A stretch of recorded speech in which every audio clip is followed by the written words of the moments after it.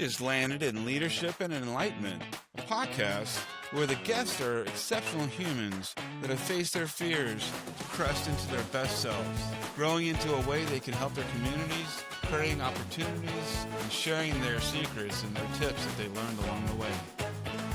Without further ado, here we are, my friends. Have a great time today and enjoy Leadership and Enlightenment. And Micah, when you were 5 years old, you were approached in you said an elementary class and looking into your career choices, and they gave you a list of choices that you thought you could get into, and none of those really settled for you? Yeah, it was grade 5 where you kind of are getting into that world of sort of job placements that's coming up, learning about what direction you want to go in, and there's a pamphlet being passed back through the class, and I remember flipping through it, reading all the potential options. Here's every job you can do in alphabetical order. Here's the income you can make with all these jobs, expected hours with all of them. And it really fell flat for me because I remember not resonating with any of those. I remember not feeling like I would be passionate about any of those. And I kind of compartmentalized that moment as a kid, but I went through the rest of middle school and high school kind of thinking about the fact that I didn't resonate with what it was that I felt I was working towards. Yeah.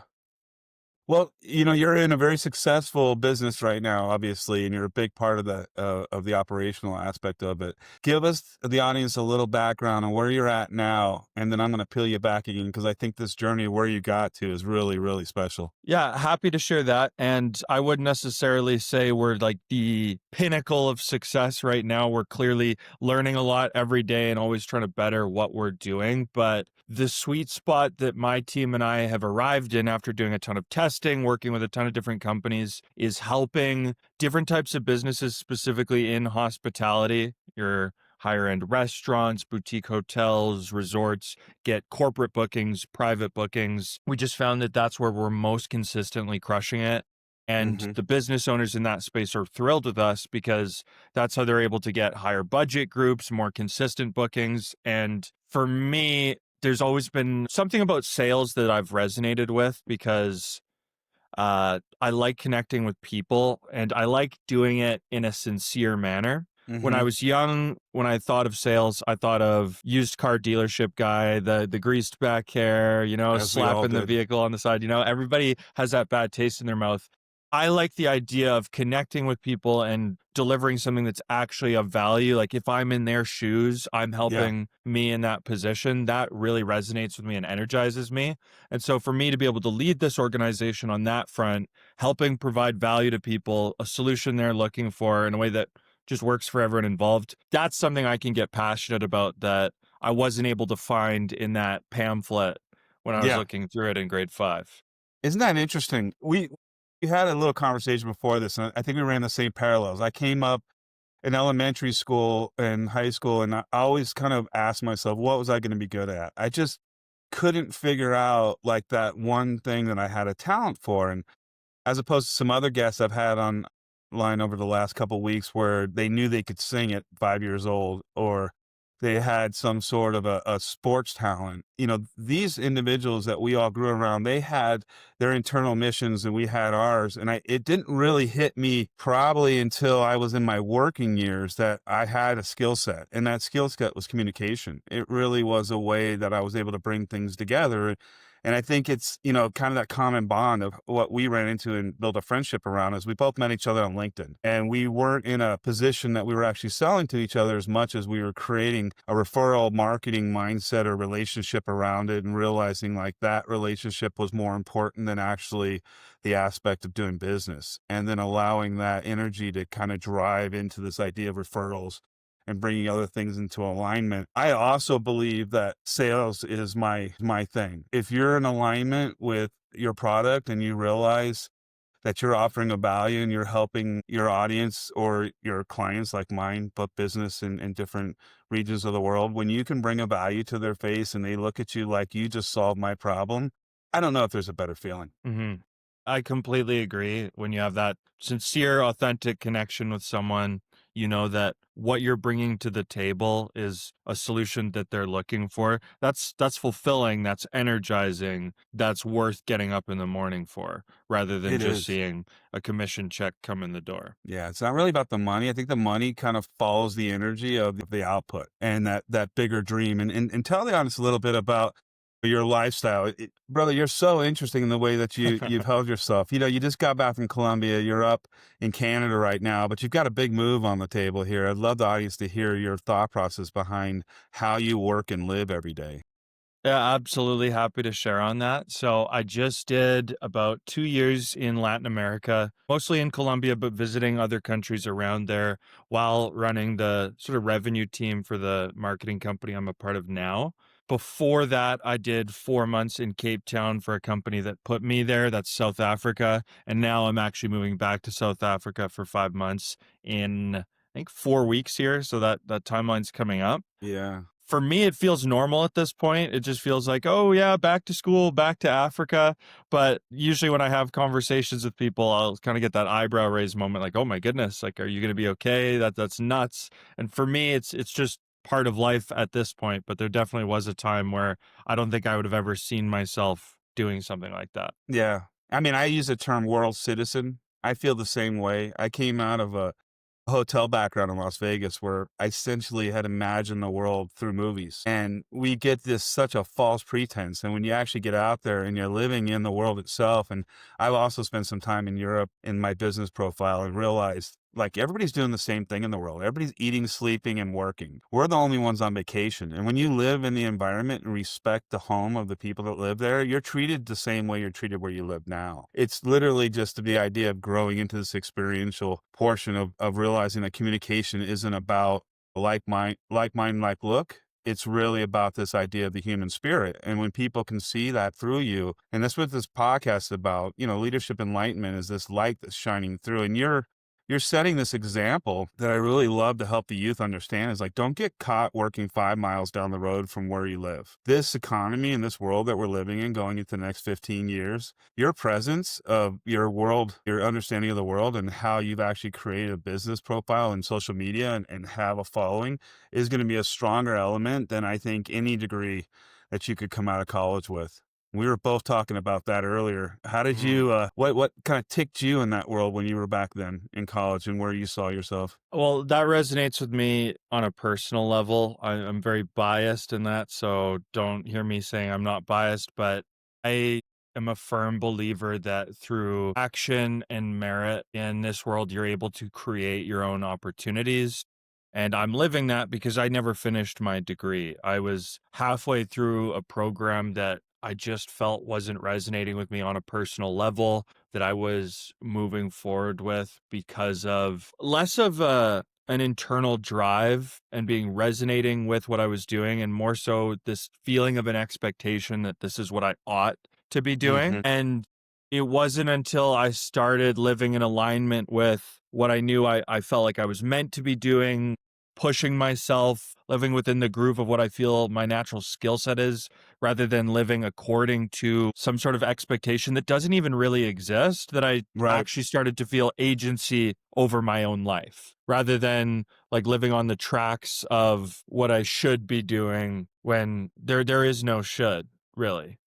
I could take this ball, but I'm not gonna. I'm gonna put it back on you again because I honestly, this is the crux of the whole thing that I've learned myself too, coming out of a corporate world and into, you know, your world. I say it like that, and standing in your own presence. And what does that mean? What type of action steps do you take on a daily basis, or mindset do you strengthen that with on a daily that keeps you confident? Well, the way I've just kind of accepted and rationalized the headspace, especially when you come into an arena where you're kind of setting your own tracks, is that it's going to be a roller coaster, that you will and unless I'm wrong and this is all going to change in a couple of years, there's never going to be that moment where you have pure peace or confidence that there's no hardships, Yeah. because you've removed that artificial buffer between you and that experience, but accepting that that roller coaster is part of the experience, that is part of life.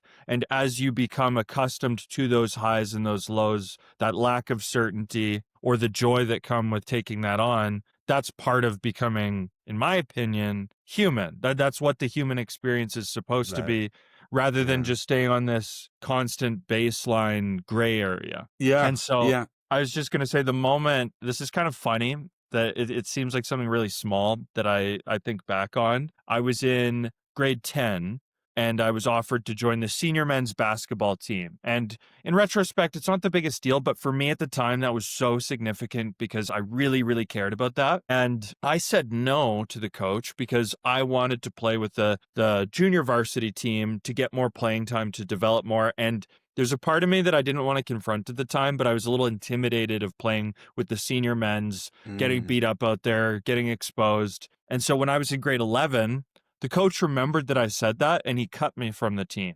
And so at the time, I was super beat up. I remember feeling very isolated from all my friends. Like I've have this experience that was taken away from me. And I remember being quite sad at the moment and conflicted. And then reflecting on it, I put the pieces together and realized that I allowed fear to hold me back from taking an opportunity, and now I have to sit with that. I have to realize that I chose fear rather than choosing courage and moving forward with something that I know I was scared of. Yeah. I think the learning for me is when you feel that fear, in a way, that's life, that's your soul, that's your mind telling you that's the thing you have to go towards. Oh, dude, this is wisdom for sure. I mean, I use analogies in my world to kind of take all that information and keep it very simple in my mind. And one of the things I've always said was, you have to, in this world, to get into that space that you're talking about, you have to become comfortable with being uncomfortable. You have to Mhm. realize like that's the joy and the excitement is in my life now. When I'm uncomfortable, I'm like, okay, dude, you're close. Yeah. It's time now. You've put yourself there. If I got people around me that are saying, you're crazy, I can't believe you're going to do this, I know that now I'm pushing into that space, and it's going to be a lonely journey. It's not a journey to take on my family, my friends, and all my community with me. It's a journey I'm taking on with this commitment of this presence, this part of us that, I've said it out loud, I'll say it again. We're light beings living a human experience, and we're remembering this as we go. And the truth is like once we start to realize like the player one theory built into us and the ideal of allowing this to happen, all of a sudden, like off the cuff things start to happen around you. Like things that you didn't present into your formula that should come out the other side. Handoffs, referrals, things like that in your business where you're looking back going, this is a blessing. Where did this come from? And you realize you're investing your energy into the process, not into the outcome.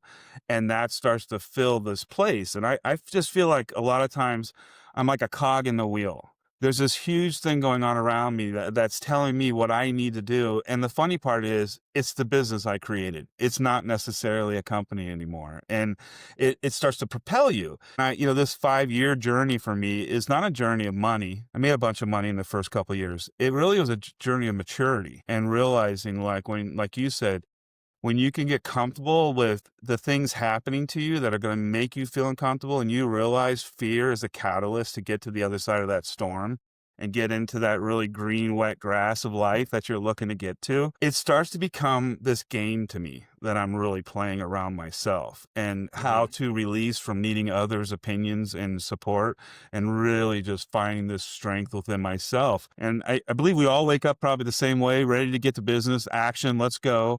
I stop myself and I start, I have a morning meditation routine I go into for about 45 minutes. It's non-negotiable. It really resets this ideal of what I'm doing in this day. And it gives me this fulfillment to go into it. And I can feel it and I can see that light where I'm not looking for my audience around me, my clients and my family to reassure me that this is working. I can see it in front of me. And I think for me, that's one of my strongest techniques. Do you have any daily practices that you use as well? I wish I could say I have my crap together when it comes to my meditation. I used to be really, really good with a morning sort of stretching. That's big for me Mm, because that's good. I have a feeling I've got some sort of like early onset arthritis, like very minimal right now, but I know my dad does. So I try to be as intentional as possible about just keeping myself feeling good, loose there. Yeah. For me, it looks like some sort of fitness pretty regularly. I'm not sure if I've told you this, but I've competed in the past as a bodybuilder. Oh, So no, please fitness don't. for me has always been like a huge way to kind of keep myself centered, to push myself, keep myself disciplined, Yeah. keeping some sort of tangible sense of progress in my life that I kind of build around.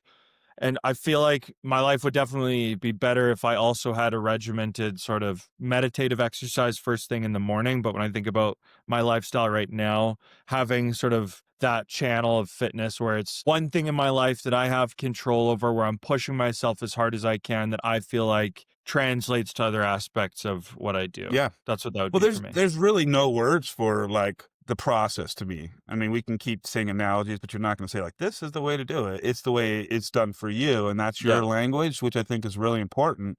My wife, she'll walk around our property outside and essentially have no music in her ears and just take the walk. And to me, that's not how I operate. I've got to have some kind of media going on, always translating information. And so I need to set time aside for that because the rest of my day, I tend to not. I'll literally run as fast as possible. But if you're able to take away and separate yourself from the place that you're in and find Hmm. that space to ground yourself, I think that's all it's important every day is to just try and feel that relationship of mind, body, and our spirit and how it relates into what we're doing as well as the action steps that we're taking every day. Hmm.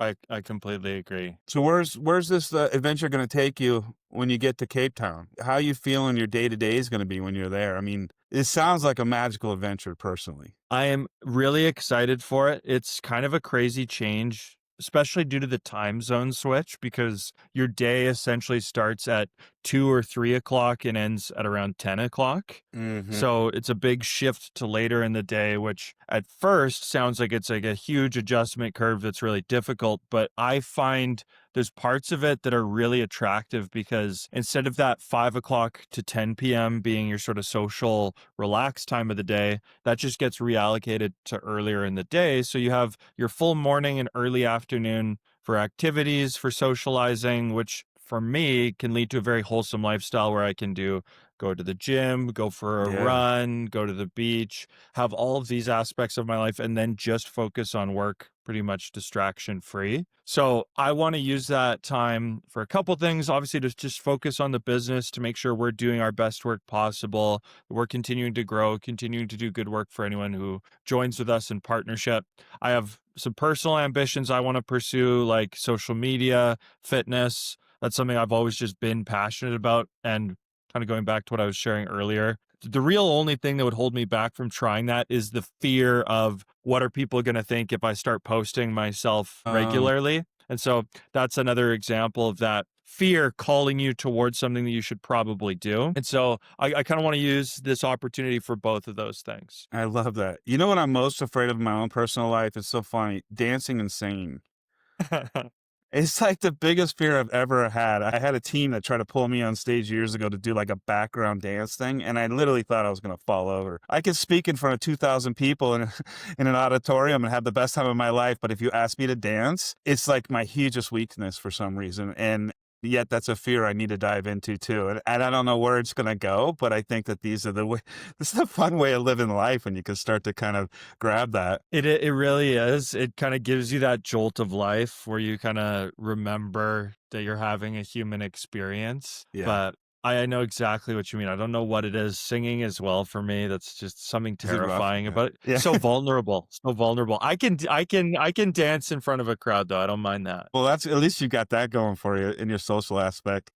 But that's, I mean, even with the podcast, for me, it was, I had one of those moments yesterday where I kind of walked away and I'm like, oh my gosh, what are you doing? Like, is this really what you're doing? And then, you take a nice sleep, you wake up the next day and you realize, like, what was the purpose of this? Literally, is just the conversations. I really found our conversations to be so valuable individually when we're mirroring like this in front of each other. And you're seeing, like, yeah, that is the life I see in front of myself. And I find it important to have a passion project along with these ideals that you have in your day too. And when you're giving back the energy into your community, that I believe the outset of that is, it's mysterious to me. It's kind of mystical. I enjoy that ideal, Mhm. but it's another way of, I guess, just kind of folding yourself into this master plan or whatever that might be in your life. So you should go for it, dude. I'll definitely support you. Hey, I appreciate that. I also want to say you kind of stole the words from my mouth when you're talking about the idea of kind of gamifying life and Yeah. seeing those moments of discomfort as an opportunity to like level up. Yeah. That has 100% been a mindset of mine lately that I've just seen so many people sharing on, and I just agree with that so wholeheartedly that Yeah. life becomes really fun when you view it in that way, that like there's ways you can sort of gain that experience in all these new arenas, and that's that reminder that you're not just having like some mundane existence, that you have the ability to push yourself and grow become because of that. And Yeah. connected to something I heard last year, which is the idea of adding novelty to your life and switching up your regular routines changes your brain's perception of time. Mm. Because if you're just in the same routines every single day, not putting yourself in that position of discomfort, but just staying in that comfort zone, your brain perceives that time moves by quicker. Like when you Hmm. think about a summer where you just did the same thing every single day, it Yeah. can feel like it all just changed. Whereas if you're in like a new environment, pushing yourself, like the first time you went to summer camp as a kid, it felt like a whole lifetime, like you went into the Narnia wardrobe. And True so enough. part of my mindset is how can I have those novel experiences where my life feels like I'm pushing myself so that it's as full a life as possible, but part of that isn't just novelty like going to a new place, it's also pushing yourself while you're there. And enjoying the fact that you have this amazing vessel that you get to do it in. There was a comment made yesterday. I was listening to another podcast about Jelly Roll and how much weight he's lost. And they said, well, he's got a big life that he's looking forward to. And I'm thinking to myself, I feel the same way about my life. I'm not a singer. I would never want to be a singer. That's just not my thing. We've already stated that. But when you can invest yourself wholeheartedly in your experience and what that's gonna be, it feels exciting every day. I don't know what's gonna happen the next day or the day after. I also don't feel in control of it anymore. And I think that that's what really elevates that player one kind of mindset, is that you realize, like, if you're able to allow yourself to be part of the experience and keep expanding into that, you'll be upgraded into the experience itself because you've allowed that to happen. If you have all of these restrictions around how it should happen, then you're really so tunnel visioned into this life that you're not allowing it to help you grow through it. You've kind of separated yourself from that. And I always use this analogy of being on the staircase in that mindset where you're in the experience and you can't see outside of it. You're just climbing as fast as possible to get to the top. Somebody's winning, somebody's losing. Time is going by, like you said. You have no real place in it. And then there's this analogy that I came out with when I started this ideal 6, 7 years ago, was the rings in a tree. It's the same idea of expansion and growth, but you're always in the right place at the right time. And you can really allow that place and time to be where it's at and for the reasons it's there. I mean, we love to say, these are the days or those were the days, but these are the days. These are the days that you'll remember when you're like, hey, do you remember that podcast we did that day? That was really cool. Why not feel that way right now? That your next day is going to be just as exciting as the day you're in. And when you can slow that time down into the moment that you're in, Mhm. that's really the work to me. That's the process. When you can appreciate that you're in this day and there's no hurry to get through it, you just know, like, hey, this is cool stuff. And I got another one of these tomorrow, and that's going to be great too.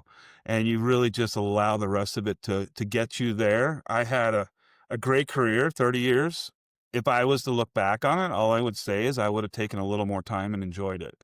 Had no idea that that kind of hard work and dedication would get you somewhere. I was just waking up every day and feeding my family.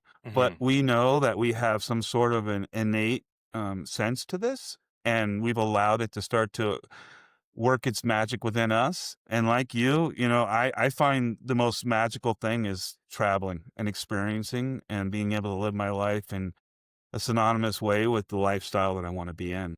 There's a lot to unpack there, but yeah, I think the coolest experience, just on the last note you shared, that I've observed in my own life, or that I guess part of me has been chasing after now, is connected to traveling. And it's that aspect of transformation. And if you go into a new place with sort of like an open mind, not closed off to the experience or with any sort of pretext in your mind on what it's going to be and what the people will be like, but you're just open to it, you allow yourself to be impacted by that and can come out of an experience like that changed, new, with like a Yeah, broader mindset. And that, yeah, in a way, is kind of the entire purpose of life, is that it's to have new experiences, to allow them to change you and to shift you. Because as soon as you've given up on that or intentionally positioned yourself against that idea of transformation, that's when you've stopped growing. And to put it in simplest terms, you're either growing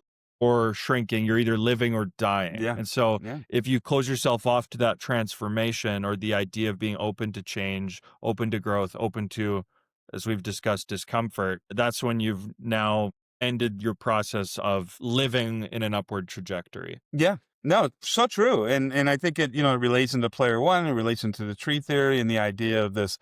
There is like an audience that's cheering you along in life when you're really putting yourself in there. And it's almost like there's something outside of you, outside of the curtain, that's really rooting for you. And if you fall out and you just stop, that audience gets bored. It walks away. Essentially, the human starts to wither, the body dies, and the experience starts all over again. It's not really this big mystery. And to kind of take another step into that tree idea, you're going to Africa. The oldest tree in the world's in Africa. When Mhm. that tree was born, I'm sure it wanted to go travel and see the world, but it set its roots, it found its place, and now it's so huge people come to visit it. And I think that that's a really cool thing when you start to realize like we're always chasing this ideal of life, but we're really not sure what we're chasing. When we start to Mhm. find ourselves in the balance of it, I think one of the coolest statements I ever heard was Mike Tyson talking about when he became world champion and how it was such a driven process for him. And when he finally got there and he was special and he hit the note that he expected, he said his whole life changed in a way that he didn't expect and he didn't like it. He said, what would it be like when you came home after winning the championship and try and talk to your family? They can't relate to you anymore. So he said, I worked half my life to get to a place where I felt like I hit the big mark. And then I'm spending the rest of my life trying to figure out how to be normal again. And it Mm. really resonated with me. Like, what are we chasing? Like, it's not a dollar value. It's this sense of balance, like you're describing. And, somebody could give you $270 million tomorrow. You're still going to invest yourself the same way and through this growth process that you're in now, because that money's just going to cause different issues that you're going to have to relate to. And you're still going to try and find this balance around it. So I like to share that, this is the time to start into that, not after you think you've made your wealth. It's before you have, because then the journey on the way there becomes this experience that you can enjoy rather than something you're trying to get through. Yeah, I completely agree. I remember being very young, thinking about like what's the purpose here? Why are we doing what we're doing? And just seeing like celebrity after celebrity of very financially successful people that were clearly just having complete public meltdowns. And so at that point, I was like, okay, obviously having financial freedom, that comes with some perks, no question Yeah. about that. But Yeah. if all you have is the money, or if you just inherit or win a lottery, you always hear about those lottery winners ending up Yeah. broke, ending up depressed, Yeah. substance issues. That's clearly not the only end that we're working towards. That being said, there's someone watching this podcast with $270 million. I won't say no. I'm taking it. I'm still gonna keep learning. Don't worry, I'm keeping this transformation. I'll give some to Dean. I'll give some to Dean. There It'll you all go. work out. I'll take that Good. too. I love that, brother. That's a good note. Let's leave it there. Tell everybody about your business, how to get in touch with you. I'll put it in the show notes, but man, this has been a cool conversation. Yeah, it's been an absolute pleasure. So we are Forge. You can find us as Forge Strategy, so forgestrategy.ca. We help businesses do like a full takeover, customized outreach to get them the highest quality opportunities possible. Right now, the niche we're in, where we're just seeing our best success, that's for resorts, hotels, golf courses, restaurant, anyone in hospitality who wants to host corporate groups. We're the team that helps just funnel those into your sales system so that you can close those and get that business. That's what we're doing right now. And then maybe in a year or two, you'll also bring me on personally to be your fitness or wellness support coach. So Well, you know two that, brother. directions. I'm definitely following that direction for you. And your product is amazing. It's really able to specifically drill into regions and find support for that event itself as well. I remember that if I had had the opportunity to use you when I hosted my event in Nashville, it'd have been a lot easier to find the local talent and who was there as well. I appreciate you, brother. I expect we'll be talking when you're in Cape Town. We'll just set a cool call and make sure the timing's off and get to see you launch your website as well and support that for you. It's been a pleasure, my friend. Hey, pleasure. Thanks for having me on, Dean. Looking forward to connecting again soon. Ciao. Yeah, dude. Well, there we go. Another amazing example of the universe working in its magnificent way today. Appreciate you showing up and look forward to seeing you again at Leadership and Enlightenment.